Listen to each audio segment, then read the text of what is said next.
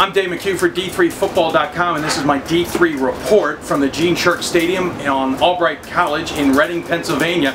A thriller of a first game of the MAC conference between Albright and Stevenson. These two teams battling out into overtime. It started with Stevenson on their very first drive going 75 yards down the field, in part to a K.K. Smith 55-yard run. Anthony Reed would finish that with a 1-yard touchdown. They would lead 7-0. Albright was unable to tie the game until the 10 seconds left in the second half. A touchdown run from, I should say, pass Griffin Eldridge from J.T. Luddy. The 23-yard touchdown would tie it at 7 apiece at the end of the first half. Third quarter, kind of quiet. There was a Marty Reinhardt touchdown for Albright to take the 13-7 lead, because they would go for 2 off a fake field goal and get stopped. Major weather delay, about an hour in length due to severe weather. Start of the fourth quarter, both teams hyped up, excited. We would get matching penalties for a little bit too much trash talking at midfield. Those penalties, though, would continue for Albright, allowing Stevenson to get in position to retake the lead, and they would go back and forth for the rest of the fourth quarter. Stevenson would drive the length of the field, taking the lead and getting the 2-point conversion to work with 47 seconds left, giving them a 3-point lead.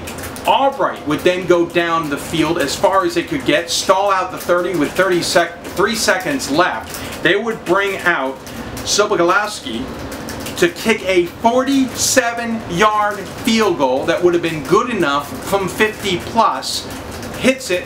The advantage, the wind had been blowing in the direction of his face before the weather delay. It was not after the weather delay. 15-degree temperature drop, the wind drops, and he can nail the 47-yard kick. We would go to overtime. Albright would score on the first possession of their drive. Stevenson would get backed up in a sack and have a 2nd and 16.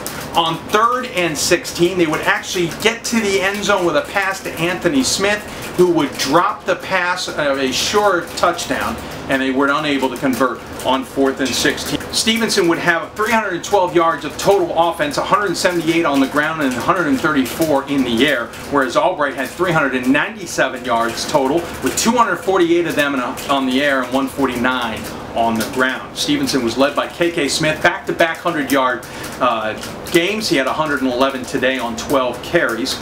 Anthony Reed would pass 15 for 22 for 134 yards and a touchdown. He also had 2 touchdowns on the ground for a total of 57 yards. Anthony Smith would be the receiving leader with 6 catches and 61 yards, but Jeremy Miller would have 4 catches, 80 yards, and an important touchdown.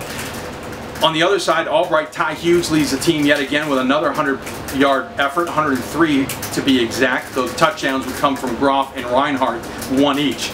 TJ Luddy led the team in throwing with 185 yards and 2 touchdowns on 16 of 21, though Adam Galzinski got quite a bit of action, especially in the second half. He was 5 for 8 with 63 yards. Leading receiver Scott Pillar, 94 yards on 8 catches and 1 touchdown. The other touchdown pass going to Griffin Eldridge.